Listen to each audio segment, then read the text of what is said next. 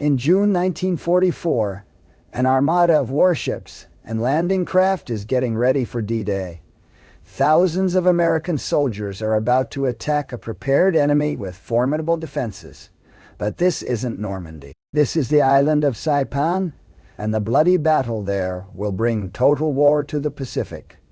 By late 1943, the Japanese are on the back foot in the Pacific. In September, they withdraw to a national defense zone as part of a plan to keep most of their conquered territories, recover their military strength, and protect vital supply routes to Japan and island garrisons. Their new operational policy dictates that islands must be defended to the last. U.S. Southeast Pacific Area Commander General Douglas MacArthur would prefer to liberate the Philippines before making a push towards Japan. But U.S. Chief of Naval Operations Admiral Ernest King sees strung-out Japanese-occupied islands, some of which could base long-range B-29 bombers, as stepping stones in a more direct route towards the Japanese home island. Eventually, the U.S. tries both routes with Admiral Chester Nimitz leading the Central Pacific Offensive. Fifth Fleet prepares to move against Japanese-held islands in the Marianas, Carolines, Palau area. Although they'll bypass some major Japanese garrisons, they need to capture the few islands fit for air bases. Suitable islands could almost be counted on the fingers of two hands. These naturally the Japanese had developed as bases, and there were no more. So when we moved across the Pacific and needed an air base, there was no alternative. We simply had to take one away from the Japanese. It's just that simple. The Mariana Islands stretch for roughly 750 kilometers across the Central Pacific and are at the core of the Japanese National Defense Zone, with air bases on Guam, Saipan, and Tinian. Saipan and Tinian are pre-war Japanese colonies geared toward sugar cane cultivation, although large-scale Japanese settlement has turned the indigenous Chamorro people into a minority. Japan invaded and occupied Guam, a U.S. territory, in 1941. Fifth Fleet Commander Admiral Raymond Spruance plans to capture Saipan and Tinian first, establish U.S. air bases there, and then move on to Guam. The 5th Amphibious Corps, consisting of 2nd and 4th Marine Divisions, with the supporting 27th Infantry Division and 24th Corps Artillery, will assault Saipan. U.S. planners select 4 beaches, codenamed Red, Green, Blue, and Yellow, on the southwestern coast for the landings. However, the 2 assaulting Marine divisions will be separated by a Fetna Point, while reefs near the beaches limit landing craft. Instead, the assault waves prioritize LTs, landing vehicles tracked, which can drive over reefs and onto the beaches. Unusually, 5th Amphibious Corps orders the Marines to ride the LTs inland instead of dismounting on the beach. Although the 4th Marine Division accepts the plan, the 2nd Marine Division is skeptical. They know LTs struggled with rugged terrain on Guadalcanal, although their rivalry with the LD's Army drivers also contributes to the tensions. 5th Amphibious Corps Commander General Holland Smith expects the Marines to reach the Objective 1 line, 1.3 kilometer inland, by the end of D-Day. He anticipates the South will be captured quickly before a final push north. All told, around 95,000 U.S. troops are available to assault and garrison the island. Japanese Admiral Chuchi Nagumo is tasked with defending the Mariana Islands. He'd previously led the Japanese attack on Pearl Harbor and Midway, and has since fallen out of favor with the Imperial Navy. The local garrison under General Yoshitsugu Saito has around 32,000 men of the 43rd Division, 41st Independent Mixed Brigade, as well as some air and navy units. But they're poorly prepared. There's high ground inland for artillery observation and rear lines, but the Japanese lack transport, troops, and coordination. Reinforcements do arrive in May, but us submarines sink some supply ships and troop transport. This worsens the already rocky relationship between the Japanese Navy and Army. Even so, Saito divides Saipan into 4 defensive zones and positions his artillery on the high ground to counter a landing. He assumes the U.S. will land in the southwest and prepares the 9th Tank Regiment to rapidly counterattack any U.S. landings. While the Japanese Army plans the island's defense, the Navy develops Operation Ago. The first mobile fleet, including the most modern carriers, will sail to the Marianas and attack the U.S. invasion fleet. With the aid of land-based aircraft on the islands, Japan hopes it can deliver a mortal blow to Allied operations in the Pacific. Spruance is concerned about such an attack and orders Task Force 58, his fast carrier force, to remain defensive, much to the annoyance of its commander, Admiral Mark Mitcher, who prefers aggressive action. And so, only a week after, Allied troops land in Normandy.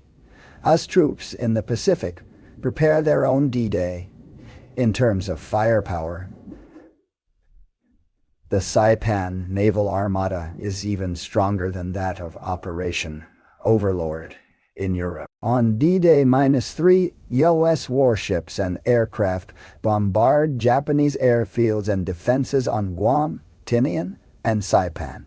US forces also fire white phosphorus into Saipan's sugarcane fields in a failed attempt to burn them clear. Japanese civilian Shizuko Miura witnesses the bombardment on Saipan. I gazed at the sky for the enemy plane. It was a great formation which seemed to consist of hundreds, no, many thousand. Until war came to Saipan, I had never seen a dead man's face, so I might not have known death.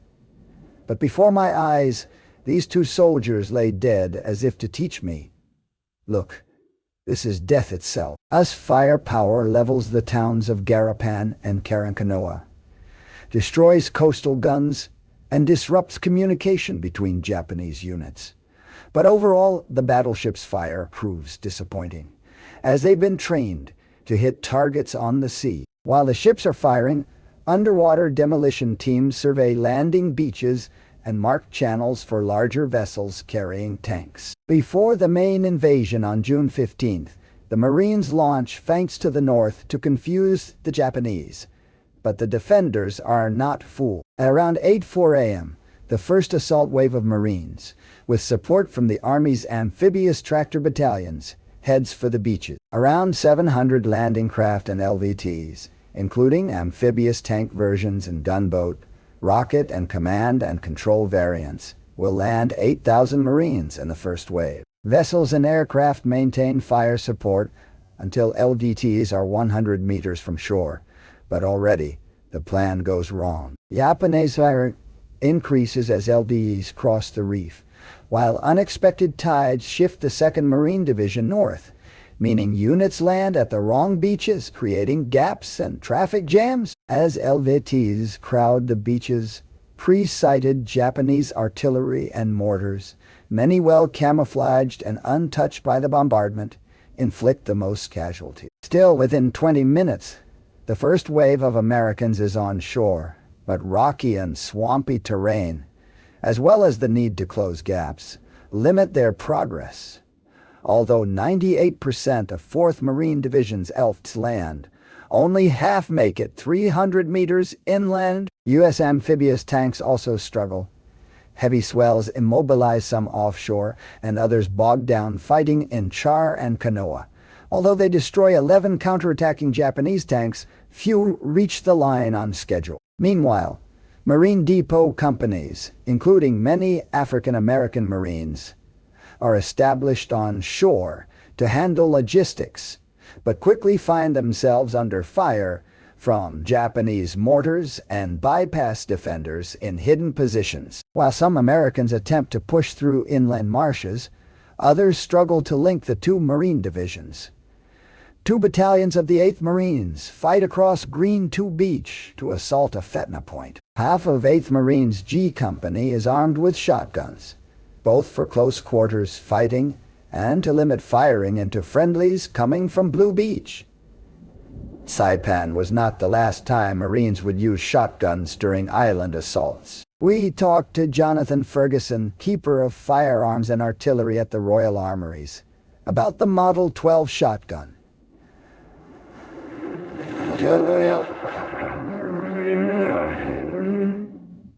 Hello everyone, Jonathan here at the Royal Armories, and I have in front of me the Winchester Model 1912.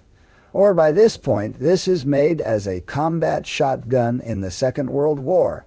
The Winchester Model 12, just a change in name that took place. It's kind of doubly iconic for being, well, it's a pump-action shotgun.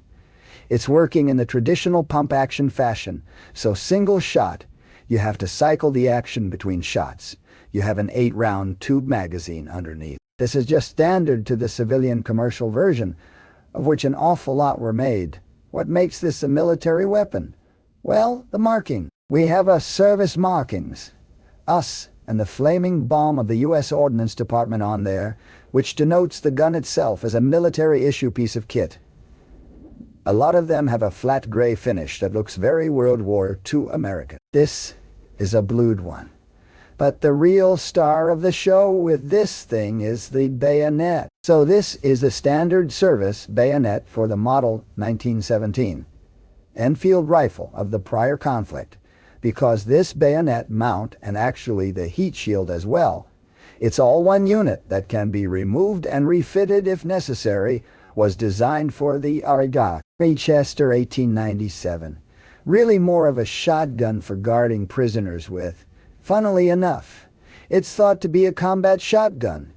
Didn't see a huge amount of combat in the First World War, despite the famous German protest. But the Second World War successor, the Winchester Model 12, absolutely did see routine military action, so this has the scabbard on there.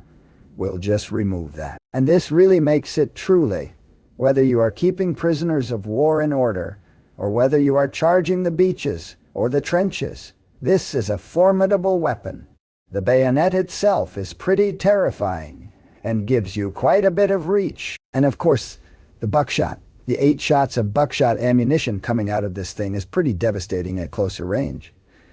Now we're used to from popular culture, basically we get shotguns wrong all the time. Whether that's people getting blown 2 meters away from the shot, blown through windows, blown through walls, or whether it's to do with the spread of shot being absolutely huge. Some video games, the effect is essentially, it's like the shot has hit an invisible wall, and you're not able to do damage beyond that. These are actually better at distance than people give them credit for, and they would allow the soldier to reach out a bit further if he needed to. That said, the effective range, roughly, of something like this is really no more than 20 meters, I would say, in terms of having enough effect to be truly fight-stopping. It's not a substitute for a rifle. There were, I believe, on Saipan, the Marines were carrying with their rifle, and 1 in every 2 Marines was also carrying one of these shotguns. Unwieldy, heavy, not ideal, but it gave you the ability to fight very, very competently at close quarters and then reach out with the rifle. But broadly speaking, you're going to be stuck with one or the other. Now the other issue here is ammunition. So back in Guadalcanal, in 1943-44, they had encountered issues with the paper. It's a thick paper shell was the original type of ammunition for this, which was standard at the time in the civilian world as well. Works perfectly well out on a grouse moor or shooting turkeys out in the mountains or whatever. Not so great in a hot and humid climate as at Guadalcanal. So the shells would swell and stick, and you might not be able to load them into the magazine tube underneath here. And if you did, they've been in there overnight, and you cycle the gun, you may have a stoppage. And it was recommended at that time that the rounds be changed to a sheet brass shell hull. But that, as far as I can tell, was not enacted, or at least it wasn't enacted quickly enough. So, I believe that at Saipan they were still using the paper cartridges that could swell and stick, which is not ideal. Though a niche weapon, a limited weapon in some ways, but if you are in a trench or even storming a beach, working your way through the breastworks, the open trenches that were at Saipan, this thing is fantastic. Getting out. If you get outside the other side of those trenches, you're going to want your rifle back. Even if, as a Marine, that might still be the bolt-action 1903 Springfield rather than the semi-automatic Montgarand. And then the combat shotgun, the Model 12 specifically, and then combat shotguns in general have carried on to the present day with a very niche application. Be that blowing hinges off doors to gain entry to somewhere or actual fighting shotguns, which we saw used in the Afghanistan conflict.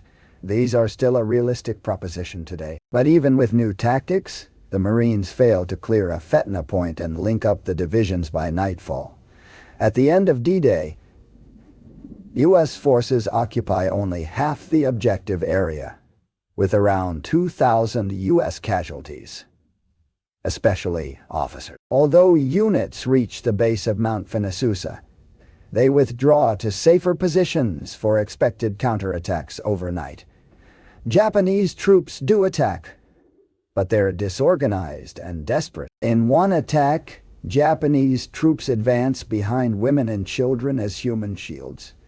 American tanks, artillery, and naval gunfire stop all of the attacks. On D1, the 27th Infantry Division lands with more artillery as Marines consolidate the beachhead, make modest advances, and link up divisions. In the early hours of D2, a major Japanese armored counterattack targets the 2nd Marine Division. Poorly organized and forced by terrain to advance in columns, the Japanese break into us positions. But us tanks, half-track mounted at guns and bazookas, stop them. Japanese infantry riding the tanks suffer heavily, and us fire destroys at least 24 of 44 attacking tanks. Tank crewman Shiro Shimoda recalls, "Most of the infantrymen on our tanks were killed or simply abandoned us." The leading parts of the columns advanced deeply into the U.S. lines, and a confused fight developed. Star shells were lighting up our tanks, and an American gun and bazooka fires were destroying them. American M4 Sherman tanks suddenly appeared, and we opened fire on them, but our shells bounced off them like baseballs. The battle is the largest tank-on-tank engagement of the Pacific War. By D3, the 4th Marine Division cuts the island in two, while the 27th Infantry Division capture a Slido airfield, creating a Japanese pocket on Nafutan Point. The Japanese 43rd Division has lost half of its battalions and 2/3 of its artillery. General Saito, Radio Tokyo, have received your honorable imperial words. By becoming the bulwark of the Pacific with 10,000 deaths, we hope to acquire imperial favor. While the fighting rages on Saipan, us submarines track the Japanese first mobile fleet. Spruance worries they might try to distract his larger protective ships and sneak through fast destroyers in a night attack against the invasion armada.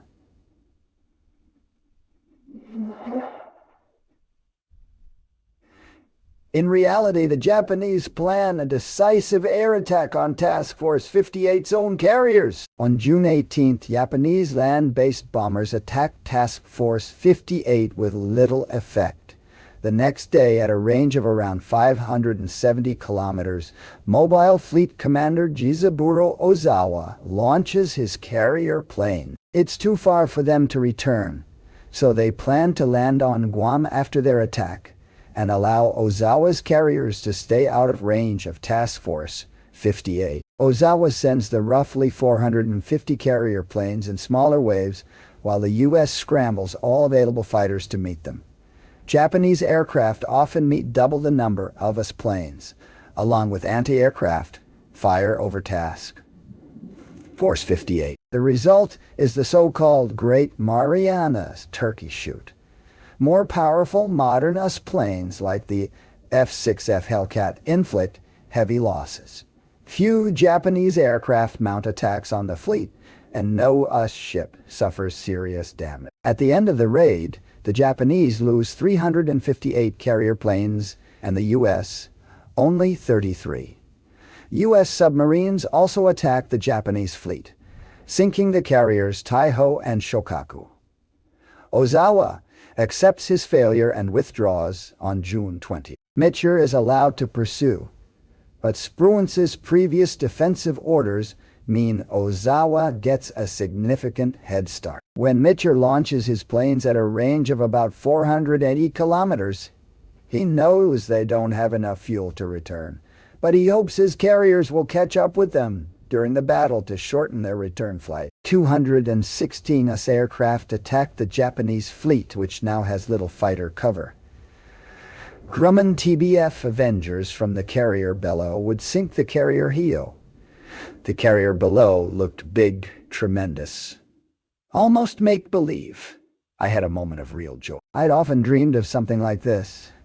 Then I was horrified with myself. I must be crazy. I was straight up and down now in my dive. I was right in the middle of all those white puffs, and for the first time I could see where they were coming from.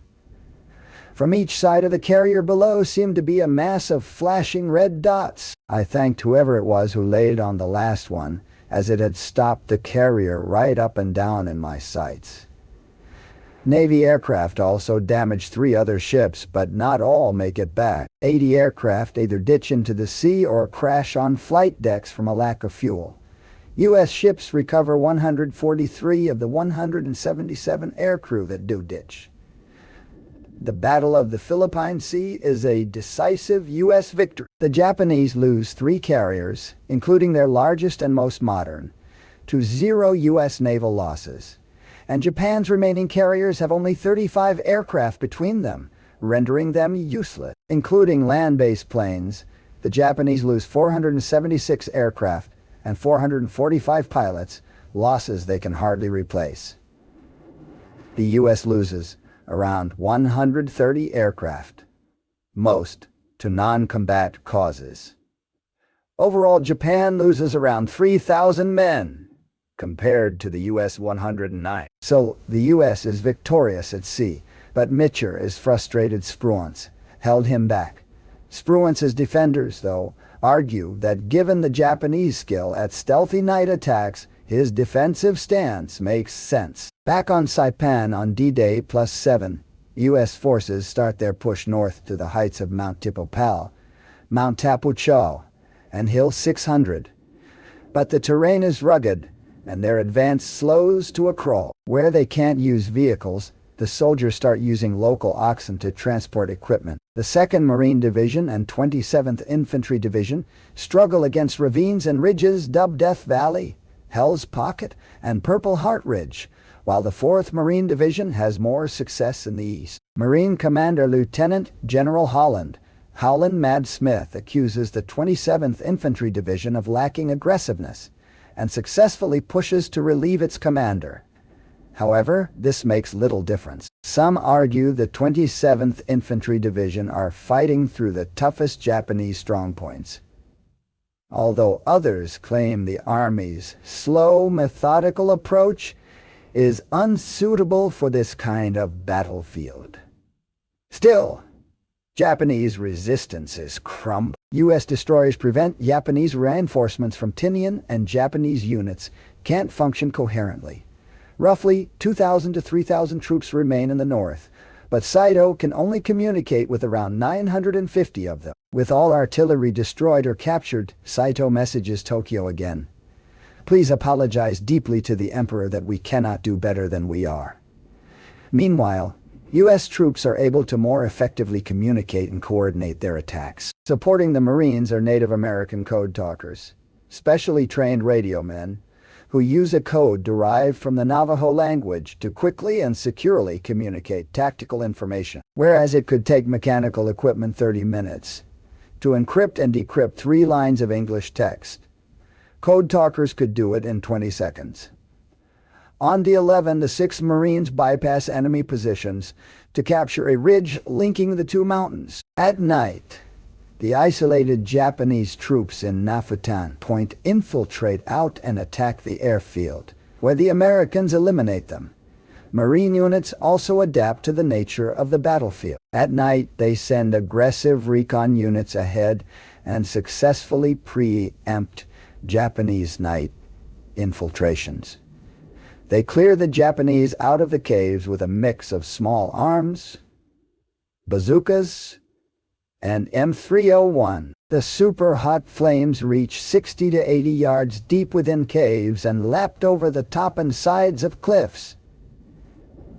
If the flames didn't make contact, concealed troops were often asphyxiated. Captain Ed Ballard and Lieutenant Brendan just shook their heads in disbelief over how precious life could become so cheap in this enlightened age. Coordination between Marines, Army, Navy, and Air Forces also improves as they learn the other's limitation. On D-12, by exploiting the success of the 4th Marine Division, the 2nd Marine Division and 27th Infantry Division are finally able to surround Hell's Pocket, allowing for gains in Death Valley and Purple Heart Ridge. By D-15, the Japanese withdraw to their last line of defense.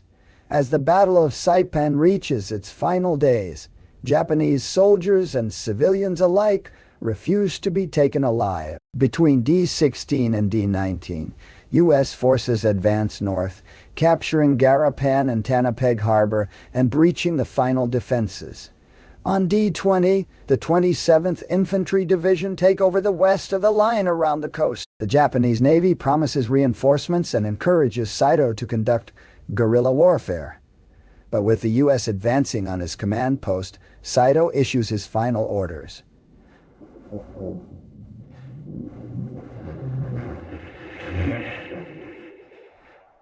Whether we attack or whether we stay where we are, there is only death. However, in death, there is life. We must utilize this opportunity to exalt true Japanese manhood. I will advance with those who remain to deliver still another blow to the American devils, and leave my bones on Saipan as a bulwark in the Pacific. In the early hours of July 7th, Saito orders a banzai attack against the 27th Infantry Division's 105th Infantry with up to 3,000 men, many of them unarmed, and alas, 3 tanks. Officially, Saito orders the charge to recapture Garapan and push for Nafutan Point, where he believes isolated Japanese troops remain. Considering this unrealistic objective, others claim the attack is in fact a jakusai, or suicide charge, with no tactical goal. The charge, advancing in 3 columns, overruns 2 US Army battalions who hadn't incorporated the advanced scouting method from the Marines. They fall back and attempt to form new perimeters as the banzai fans out into the valley. But these perimeters fail as Japanese troops continue their charge, overrunning Marine artillery and attempting to surround the headquarters at Tanapeg. US troops create a perimeter and call in artillery, firing 2,700 rounds at Japanese formations in a single hour. However, shells also hit isolated US troops, some of whom swim offshore to be rescued by destroyers. At around 8 a.m. July 7th, the charge is now exhausted, disorganized, and falling apart. US reinforcements arrive, and a U.S. tank platoon pushes through to the banzai's staging area, eliminating the remaining Japanese. Despite his orders, Saito did not join the charge himself, but committed ritual suicide beforehand. Afterwards, US troops count 4,311 Japanese dead in the area. Although it's unclear how many were directly involved, US casualties are 451. Killed and 594 wounded.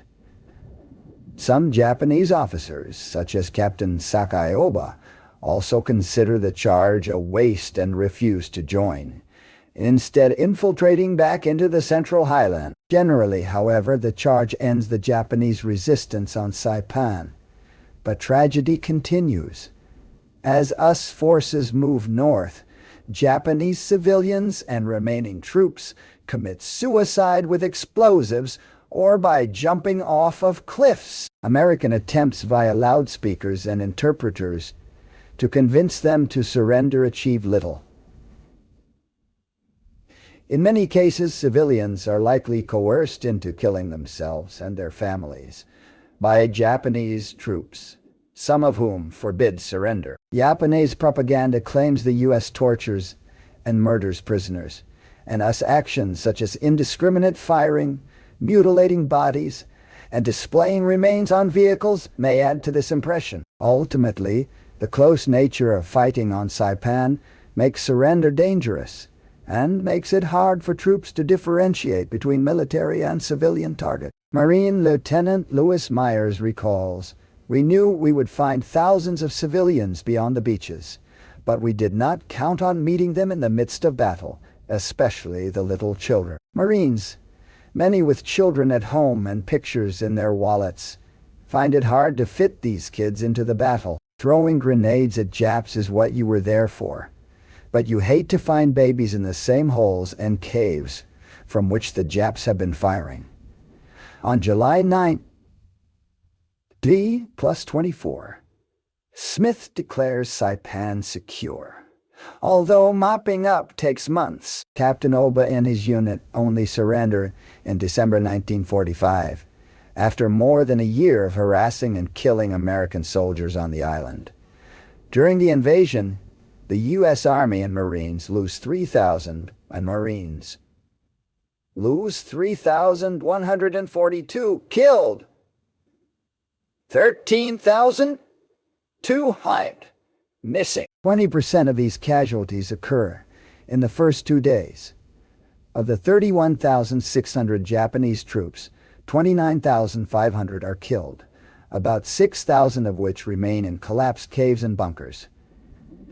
The U.S. capture 18, and half of them Koreans fighting with Japanese forces. An estimated 22,000 civilians are killed, with an additional 14,700 interned in US camps. Soon after Saipan, US forces invade Tinian and Guam. Much like on Saipan, the Japanese garrisons are unprepared, but determined to fight to the last. The Marines apply their expertise from Saipan. LTs with ramps get off the beach quicker, and aircraft based on Saipan drop new napalm bombs. On Tinian, the Marines feint a landing against the main Japanese defenses, but then land further north and successfully attack the Japanese flanks. Tinian's flatter terrain and fire support from Saipan and the fleet allows the Americans to advance quickly, despite the start of the typhoon season. On Guam, the landing zones allow for a U.S. pincer movement around the port and the air. But heavy Japanese resistance, tough terrain, including jungle-like conditions and poor weather, slowed the U.S. advance. On both islands, Japanese soldiers hide among civilians and eventually force them into mass suicides. Although in one case, American interpreters do prevent death. By early August, the U.S. secures both islands at a cost of 9,500 US, 24,000 Japanese, and 3,200 civilian casualties. Some Japanese soldiers retreat to fight a guerrilla war or simply hide, in some cases, for decades. The Saipan landing was just a week after D-Day in Normandy, and it was just as decisive in the Pacific theater. The Americans pierced the Japanese defensive barrier, recovered Guam, and now had a clear path towards Japan's home islands. The fact the U.S. was able to conduct such an ambitious operation while simultaneously launching the invasion of Europe is testament to the sheer scale of its military buildup and strategic reach by 1944. Historian James D. Hornfisher also claimed the Marianas ushered in total war to the Pacific. There was no explaining away what thousands of Marines had observed with their own disbelieving eyes in the Marianas. The ritual suicides of the Japanese garrisons and their predatory brainwashing and murder of the innocent unarmed have been insufficiently considered as a turning point that shaped the war's final year. The first direct U.S. experience of total war occurred in the Marianas, and it renewed the will to win, and to win totally, using all means available without restraint. As the fighting moved closer to Japan, it also became more radical, as Japanese commanders compensated for a lack of material or strategic options with renewed concepts of spiritual and racial superiority. As resistance, however, ill-fated increased, the boundaries of war extended, and the lines between civilians and soldiers became blurred for both sides. Japanese civilian Shinozuka Yoshitaro recalled, "A soldier told me, 'We are no longer soldiers. You are no longer civilians. We are all just Japanese and we all suffer the same.' By late 1944, though, the war in the Pacific is far from over.